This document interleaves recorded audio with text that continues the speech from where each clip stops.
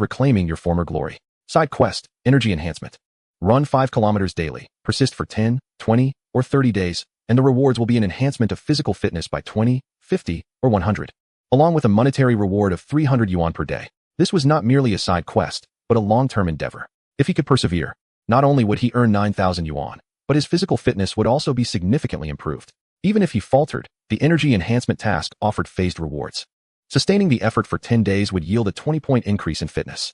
In his youth, Qin Ming had suffered a severe illness, which had left his immune system somewhat compromised. He often found himself susceptible to colds during seasonal changes. The mere mention of 5 kilometers began to induce perspiration on Qin Ming's brow, as he questioned his ability to maintain such a commitment. Near the splendid Huafu neighborhood lay a park, a favored rendezvous for local high school students, and a morning exercise spot for many elderly residents. The park featured a specially constructed track, reputed to be approximately 1 kilometer in circumference. By completing 5 laps, he could attain his reward. The September mornings in Jeju were already pleasantly cool. Qin Ming donned his attire and shoes, inhaling the crisp, refreshing air deeply before commencing a slow run along the track. Chapter 10. I am frail. This is unmanageable. Breathlessly completing a lap, Qin Ming glanced at his watch, noting his pace was around 7.5 minutes. Such a pace was akin to a leisurely jog, comparable to the speed of regular school exercises. Any increase in speed would deplete his stamina too quickly, rendering the 5-kilometer distance unattainable. Even at a 7.5-minute pace, beads of sweat began to form on his forehead, and his breathing grew labored. Persevere. You must endure. He pondered how the system would determine task completion and whether there would be any interval for rest. Yet, it seemed unlikely. Otherwise, a daily 5-kilometer jog would merely constitute normal exercise. With this apprehensive thought, Qin Ming gritted his teeth and resolved not to rest.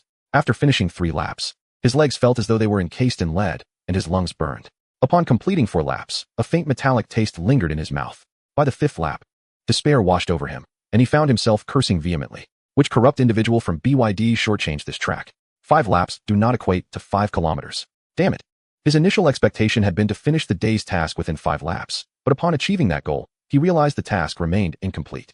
The sudden realization struck him like a bolt of despair, akin to finishing an exam only to discover an entire section remained unattempted. The unexpected setback nearly rendered his efforts futile. Each subsequent step was propelled solely by sheer willpower. At long last, after completing 5.5 laps, Qin Ming finally heard the system announce the completion of the task, albeit in a daze. Covered in sweat, he collapsed onto the ground, transformed into a relentless hunter, unleashing indiscriminate attacks. The morning sun filtered through the mottled leaves, casting a warm glow upon him, while his disheveled bangs hung heavily with moisture. Although he felt utterly exhausted, his physical condition was surprisingly robust, as if the genes of a 17 or 18-year-old had been fully awakened within him, allowing for a remarkably swift recovery. His skin, too, bore the vitality of someone far younger than his actual age, defying any expensive skincare products. After a brief interval, Qin Ming found himself at a breakfast shop beneath his residential complex, purchasing 4 servings of breakfast. Jinxiu Huafu, a neighborhood over 20 years old, comprised 6 stories without an elevator. Qin Ming's residence was on the 5th floor. Ascending the stairs left him feeling as though he had died once more. He resolved to replace this dilapidated dwelling soon. He had never realized how arduous the climb would be. Placing the breakfast on the dining table, Qin Ming proceeded to take a shower. Old Qin and Lu Fengying had just awakened, yawning as they paused to glance at the breakfast spread, exchanging puzzled looks. Old Qin, donning a new outfit from Hailon home, carried the breakfast with a mysterious smile to his workplace. Hey, Rui Feng, did your sister-in-law not make breakfast today? A middle-aged man, appearing to be around 45 with a slightly receding hairline, teased upon seeing the breakfast in old Qin's hands. Typically, Qin Ruifeng would have breakfast at home, and such an occurrence was exceedingly rare. Ah, this was bought by my son. I don't understand what he's thinking. He made some money during the summer and insists on us not cooking. What a waste. I mean, can the breakfast from outside compare in terms of nutrition or cost to what we prepare at home? Old Qin chuckled, but still, it's the thought that counts. He couldn't eat at home, so he brought it to the office. Qin, you're misunderstanding. A younger colleague remarked, when a child earns money, the first thing they think of is you. That is a good thing. Unlike my son, who spends all his time gaming and has no other skills, driving both his mother and me to the brink. Kids these days are like that. They'll understand better as they grow older. Old Qin felt a sense of satisfaction, unable to suppress a victorious smile reminiscent of Wang Yoxing's triumph during a parade, though he waved his hand dismissively. Comparisons are inevitable. If not, Qin Ming simply bought breakfast. However, once comparisons arise, many at the office couldn't help but feel a twinge of envy. Someone's son knows to buy breakfast for his father. While what can you do besides complain about rising prices? Many colleagues hailed from ordinary families, not expecting their children to be geniuses or affluent, but merely wishing for them to be a tad more considerate. Thus, Their tones carried a hint of envy. Indeed, old Qin's child is quite thoughtful. I wish my son could be that considerate. Who could disagree? At that moment, the atmosphere thickened with unspoken sentiments. A discordant voice suddenly pierced the air. Old Qin, why are you dressed so warmly today? I heard the temperature is still around 30 degrees. Aren't you afraid of getting heat rash? A stout, middle-aged man in a short-sleeved shirt spoke up unexpectedly. Although old Qin did not turn around, he instantly recognized the voice of his adversary, Dong Ming. The two men, of similar age and working in the same department, had their share of professional disputes, leading to a strained relationship. Dong Ming relished in undermining him, often making sarcastic remarks. Whenever old Qin mentioned his new house, Dong Ming would chime in about how uncomfortable his own cramped 140-square-meter apartment was. When old Qin brought up his new car, Dong Ming would gleefully interject about his own BMW 5 Series, which he claimed was a bit unwieldy, and that he was considering switching to a Mercedes. What kind of nonsense is that? Old Qin seethed. What infuriated him the most was when he mentioned his son. Dong Ming would deliberately raise his voice to boast about his own son at the provincial experimental school, whose scores exceeded 580, an assured candidate for a top university. Qin Ming, you make it hard for me to hold my head high. Fool. You brought it up yourself. Huh. Where did you get that cheap knockoff? Both old Qin and Dong Ming narrowed their eyes, their thoughts aligning. Old Qin adjusted his collar. Did I not just mention that my son earned some money and insisted on buying me new clothes? I couldn't refuse. Look at how this turned out. Children, once they have a bit of money, love to splurge. Several colleagues looked surprised, then understanding dawned on them.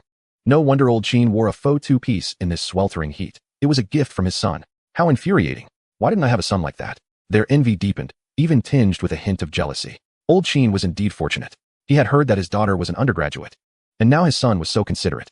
Dong Ming was taken aback to realize that Qin Ruifeng was waiting for him. His expression shifted slightly. Damn it. How is it that it was his son who bought it? Isn't his son still in high school? How did he make that money? Damn. My own son just demanded 2,000 yuan for living expenses on the first day of school. He didn't buy a thing. Dong Ming felt a pang of bitterness. But lowering his head now would signify defeat. He could concede to anyone, just not to old Qin.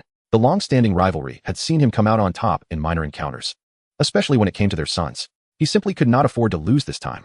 Not hot. Wearing a faux two-piece in this weather? Aren't you afraid of heat rash? Oh, I see. Did he buy you just this one? Please tell me. Old Qin remained composed. I've been feeling a bit cold lately. And Qin Ming insisted on buying it after hearing that.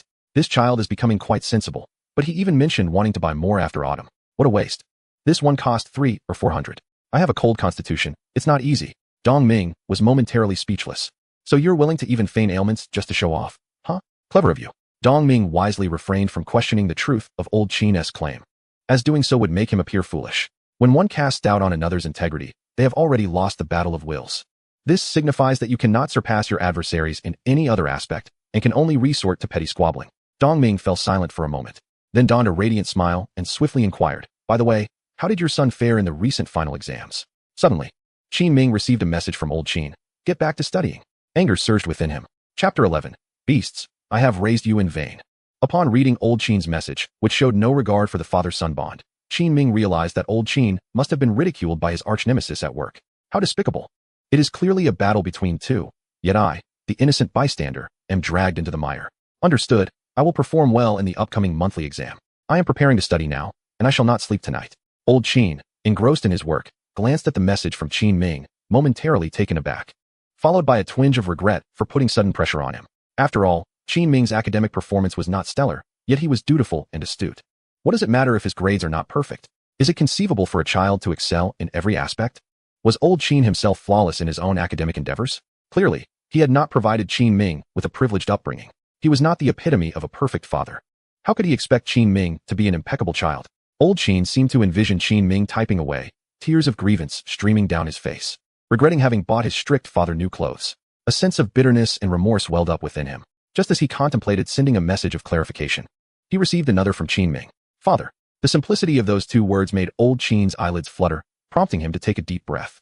He had underestimated Qin Ming's emotional resilience. With a hint of irritation, he replied, I have no money. Go ask your mother. All my money is with her. Don't come to me. Quick response, old Qin, have you opened up? Qin Ming replied, my mother says the same. Having just unlocked a new system task, Qin Ming felt the weight of his over 1,000 yuan suddenly become a pressing concern. Practice yields true knowledge. School can only enhance your theoretical understanding. To return to the pinnacle, one must maintain sharpness in business acumen. Task, re-enter the business world. Enter an industry, earn a sum of money, and uncover a viable business secret. Reward, Memory Palace, 7 days. The task appeared straightforward. The bankruptcy system hoped Qin Ming could earn a sum within an industry. No specification was given regarding the industry or the amount of money. To be honest, compared to these two requirements, the final task of discovering a viable business secret might be the easiest for Qin Ming a decade hence, yet the most challenging for him in the present. After all, the Qin Ming of 10 years later, having navigated the business world for several years, would find it trivial to uncover a viable business secret. It was merely an act of discovery, with no obligation to execute it. However, for the current Qin Ming, a business secret? What on earth is that? I truly do not know. Nevertheless, as this requirement bore no additional conditions, there remained a glimmer of hope for its fulfillment. Qin Ming is resolute in his determination. For the reward is incredibly enticing. The Memory Palace. This is the pinnacle of memory techniques, said to require not only immense talent, but also a considerable investment of time. With ordinary individuals often unable to grasp its essence in a lifetime. The reward for this task is a remarkable allocation of 7 days. Although time-limited, it is undeniably powerful. A formidable memory would be merely an embellishment for his future self a decade hence, but for the present Qin Ming, it is akin to a timely boon. With the existence of the Memory Palace, he could potentially memorize thousands of license plates in a single day. Jokingly, it would provide him with an undeniable advantage in class. However, if he were to possess a Memory Palace, utilizing it to memorize English vocabulary would be the optimal solution. Qin Ming's last final exam yielded barely over 70 points in English. According to his English teacher, if one could master the 500 vocabulary words required for college entrance exams, one could achieve a score exceeding 120, even with minimal grammatical knowledge. For Qin Ming, this equates to an immediate enhancement of 50 points. Thus, his total score would reach 522, ensuring he would meet the cutoff for undergraduate studies, and perhaps even aspire to the prestigious first-tier universities. Therefore, the task must be accomplished. Even the thought of witnessing Qin Miao regard him with awe at his newfound prowess is a compelling motivation. Upon refreshing the task, Qin Ming began to ponder. Since the ultimate goal is to complete the task, it is prudent to select an industry with minimal barriers to entry, swift capital turnover, and preferably daily earnings.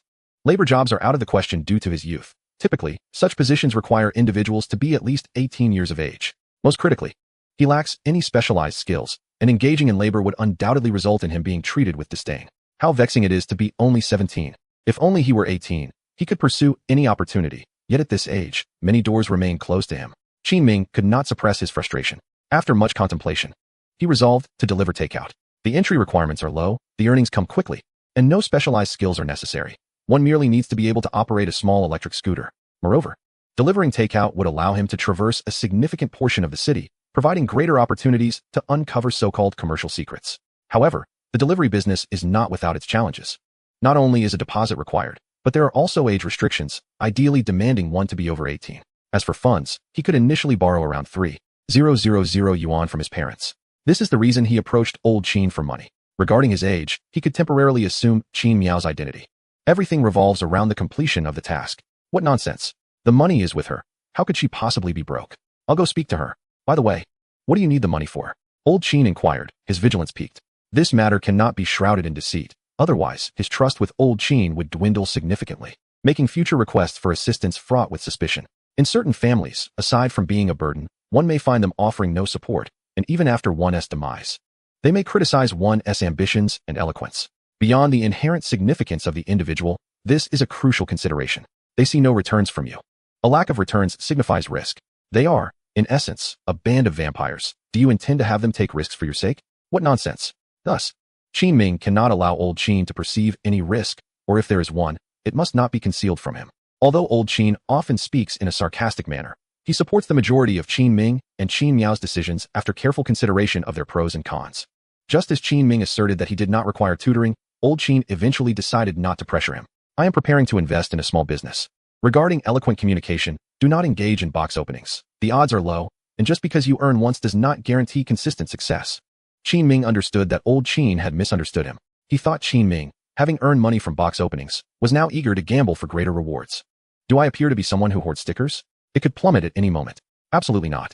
This small venture will yield modest profits, but will not incur losses. Old Qin fell silent. Is there truly such a business? It wouldn't involve delivering food, would it? Haha, that's rather uninteresting. Is delivering food a lowly job? Haha. Indeed it is. I'll apply for your mother. What a ridiculous application. One might think old Qin was seeking millions. This is truly embarrassing for us men of Qingshan. When I eventually have a wife, I'll lay down the law with a set of Confucian principles, commanding you to speak respectfully. Old Qin chose not to inquire about Qin Ming's specific plans, opting instead to retain a measure of respect. He understood his son well, clever and astute. He would not engage in anything excessively outrageous. With a cheerful smile, Qin Ming responded, I want 2,000, and I'll give you 20. Just 20? That feels somewhat insulting. Old Qin's temper flared. You ungrateful wretch. I raised you for this. Chapter 12. Encountering classmates. How will you survive? Sister, I wish to deliver food.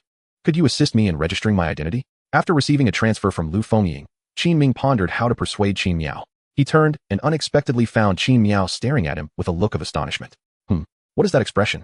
Does she believe my choice has saved me a decade of detours? Qin Miao remained silent for 2 seconds, then turned her head and slowly said, No, such a dangerous job is not for you. What? How is delivering food dangerous? I am touched. Is this really my sister? No matter who you are. Get off Qin Miao this instant. Qin Ming blinked, contemplating a certain possibility, and cautiously asked, Have you registered before? Qin Miao's cheeks suddenly flushed, and she shouted, I haven tea. Don't talk nonsense. How could I ever deliver food? How dare you show such disrespect to an undergraduate? Qin Ming approached Qin Miao, squatting down to gaze intently into her eyes, revealing a knowing smile. How much do you earn in a day? Over 200, I suppose. Sighed Qin Miao. TCH, Qin Miao, you're just lacking. Then let me borrow your account for a day? Qin Ming proclaimed earnestly. Qin Miao cast a glance at Qin Ming and decisively shook her head. Delivering takeout is far too perilous. I suggest you refrain from it. Furthermore, entrusting you with my account poses a risk of suspension. More importantly, should you encounter an insipid classmate while on your delivery route, how will you manage your existence at school thereafter? Fuming, Qin Ming retorted, What gives you the right to assume my account would be suspended just because of me? Is it because I lack refinement, am a poor cook, have a sharp tongue, or harbor regional prejudices? He continued, I would be earning money solely for you. Qin Miao was indifferent to how much Qin Ming could earn. She was aware that he had spent at least 1,000 yuan on clothing for their family the previous day. She understood his desire to earn. Yet, the thought of Qin Ming encountering a classmate and enduring 2 years of high school branded as a delivery boy extinguished any support she might have for that idea. Absolutely not. Under no circumstances. Noticing her reaction, Qin Ming turned sarcastic. Oh really, Qin Miao? Your sister is showered with cash, buying clothes and food. And yet you refuse to let me use your pathetic account? Qin Miao lowered her head, engrossed in her phone, though her fists tightened. Your sister would lovingly take you out and buy you a phone, while you? Taking a deep breath, she thought, P.S. barking like a dog. Once my watch arrives, I'll make you kneel and witness what a true sister is. Is this endless? How is this any different from excessively praising an ex-girlfriend in front of a current partner? You're digging your own grave. With that, Qin Miao swiftly flipped over, baring her teeth, and delivered a swift blow to Qin Ming's arm. He yelped in pain as she seethed. Your sister wouldn't lay a finger on you. But I will. You seriously expect me to run to the building materials market to carry 7 bags of cement for you? Have you lost your mind? Clad in a yellow robe, Qin Ming found himself waiting for food at a shopping mall, unable to suppress a chuckle upon reading a note attached to his order. Piercingly accurate, strikingly genuine, cheese snow leopard, poisoned by takeout. However, not all messages in the back end were of such absurdity. At least there was a kind-hearted, lovely girl calling him baby. Baby, hurry, I'm hungry. The message elicited a smile from Qin Ming as he envisioned a fair-skinned girl lying on her bed, playfully teasing him through the screen. Now this is the ideal user. He promptly replied, Baby, don't be shy. Please don't take a detour. You're the best. How sweet. Qin Ming felt as though he could almost smell the delightful scent of a baby's breath. Is the baby a boy or a girl? A boy. You're going to deliver at last. What do you mean? He laughed. I have 6 orders on hand, 3 sets and 2 contraceptives. With the meal you ordered. It's clear you're truly hungry, so I'll deliver yours first. Just as Qin Ming prepared to leave after picking up the food, an uncertain voice called out from behind. Qin Ming? He turned to see Jia Mingkai, wearing black-framed glasses, looking utterly bewildered, as if he had seen a ghost. Beside him stood several others, 3 boys and 2 girls, all seemingly high school students. Qin Ming felt a sense of familiarity with these individuals, likely classmates. Yet their names eluded him, and they shared no significant connection. However, the most strikingly beautiful girl among them appeared to be the class representative, handpicked by old Lu.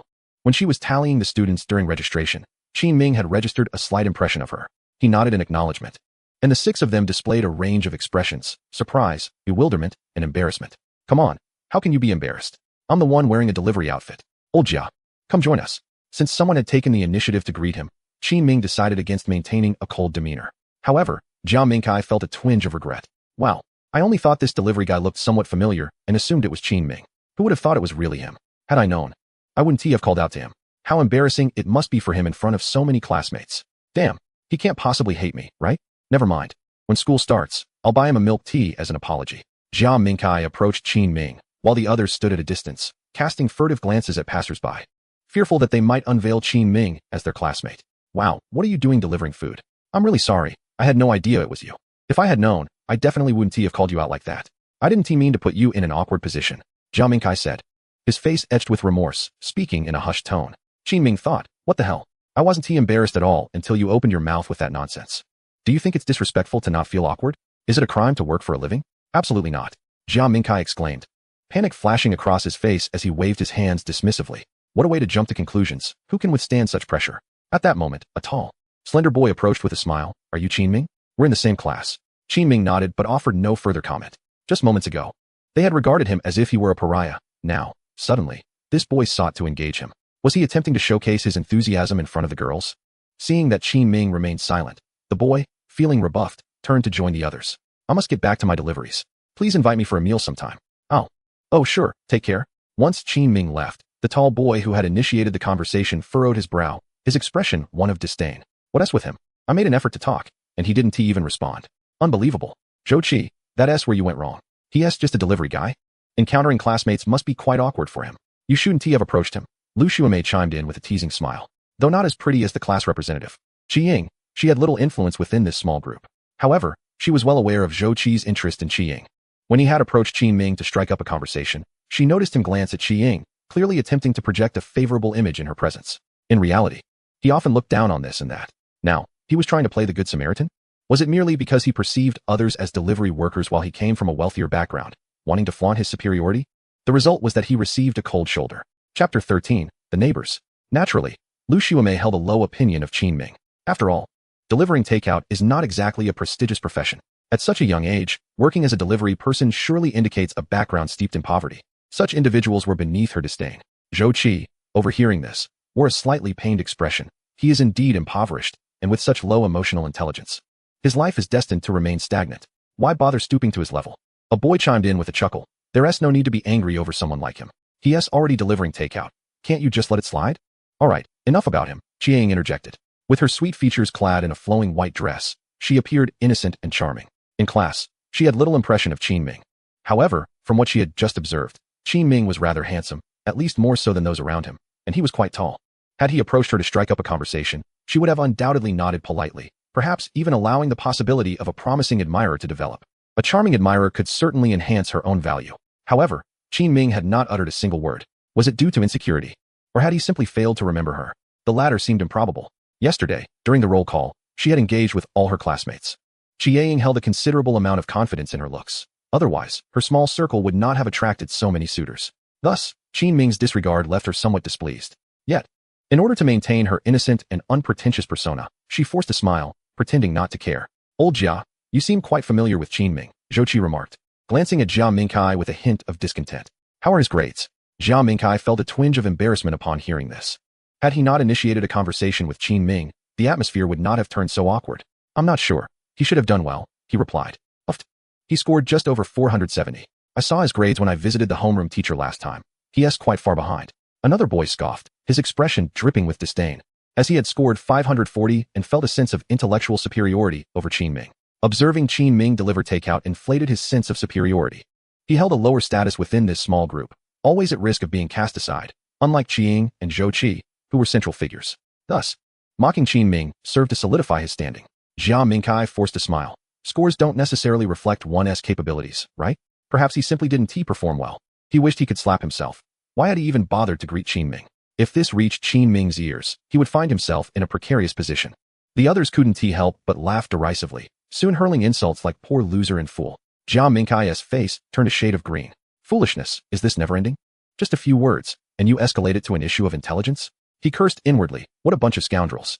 Associating with you all will only lead to my own folly. With a scowl, Jia Mingkai decided to leave. Zhou Qi and Qiang exchanged glances, uncertain. No, what does he mean by that? Who knows what wind he's blowing? Damn, could it be that he's standing up for Qin Ming? What a fool. After finishing with Jia Mingkai, Zhou Qi turned to Qiang and curiously inquired, Ying, are you going to run for class president on Monday? If you do, I'll definitely cast my vote for you. Lu Xuemei instantly felt a pang of envy. Indeed, Ying, if you wish to take on the role, I'll also vote for you.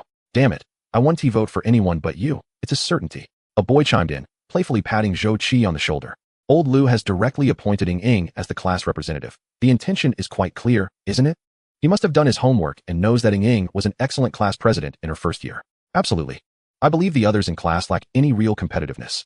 The position of class president undoubtedly belongs to Ying. Several of them wore confident smiles. mistakenly believing they exuded a mature aura, unaware that they appeared as if they were announcing a presidential selection. Qi felt similarly. However, she maintained her composure and smiled modestly. I plan to run and give it a try. I cannot let our homeroom teacher down. And I genuinely want to contribute to our class. Nevertheless, whether I can actually become class president is uncertain. There might be others who are more capable than I. It is premature to discuss this now, but I will certainly strive for it. Hypocritical. Lu Xuemei smiled on the outside, yet inwardly condemned Qi Ying as a pretentious green tea. Zhou Qi chuckled. Don't worry, I have good relations with those around me. When the time comes, I will speak on your behalf, and they will surely give me face and vote for you. The remaining two male gods also assured her that they would certainly cast their votes for Qi Ying. Qi Ying felt a surge of joy, sensing her chances were solid. Thank you all in advance. If I do become class president, I will treat everyone to a meal. At the last delivery, Qin Ming found himself in his own neighborhood, with the building adjacent to his own, on the same 5th floor. What a coincidence. However, having spent the better part of the day delivering food, Qin Ming was utterly exhausted and had no intention of climbing the stairs to deliver it. Damn it, earning just 3 yuan per order. Did they expect him to ascend 5 floors? If they want it, they can come get it. He casually shut the building door, preparing to call the customer to come down and retrieve their order. Out of the corner of his eye, he noticed a beautiful girl approaching. Su Xuanning. What is she doing here? Qin Ming was momentarily stunned. What the heck? She lives in the same neighborhood? Qin Ming. Su Xuanning, seeing the delivery boy waiting downstairs, initially thought he was unable to open the door and was heading over to assist. To her surprise, she discovered that this delivery boy was none other than Qin Ming. Why is he delivering food? Is his family struggling that much? Is it inappropriate for me to greet him?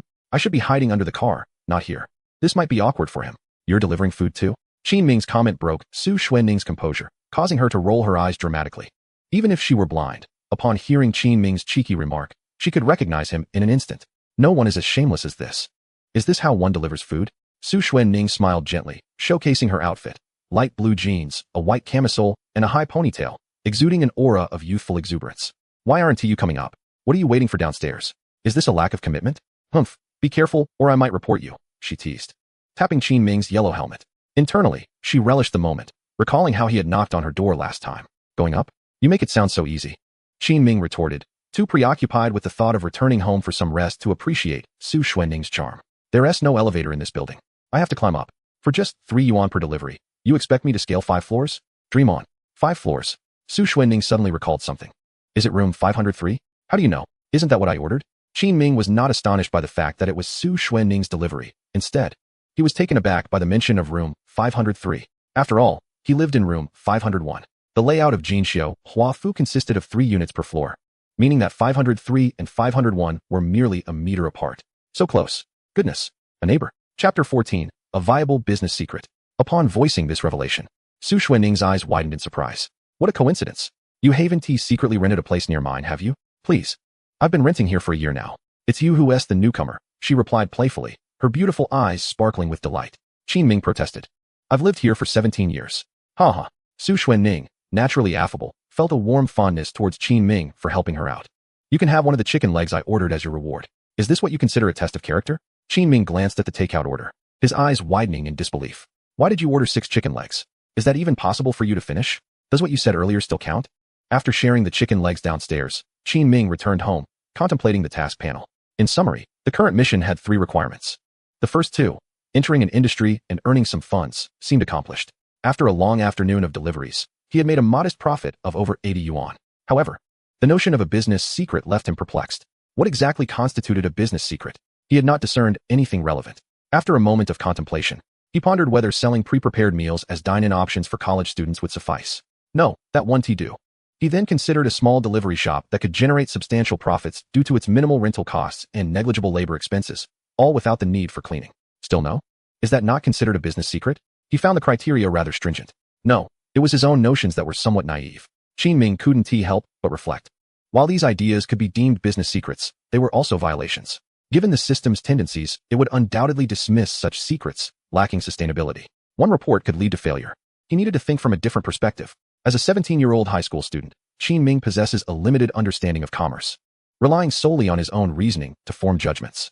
Should he aspire to establish a shop, he must first address 3 pivotal concerns: raw materials, location, and sales channels. Regarding raw materials, he muses about the possibility of utilizing pre-prepared dishes, which seem to dominate his thoughts. To unearth commercial secrets related to raw materials, one must connect with unique suppliers who either offer competitive prices or superior quality, thereby creating an information advantage. However, he finds himself entirely inexperienced in this arena. When it comes to location, it is evident that a prime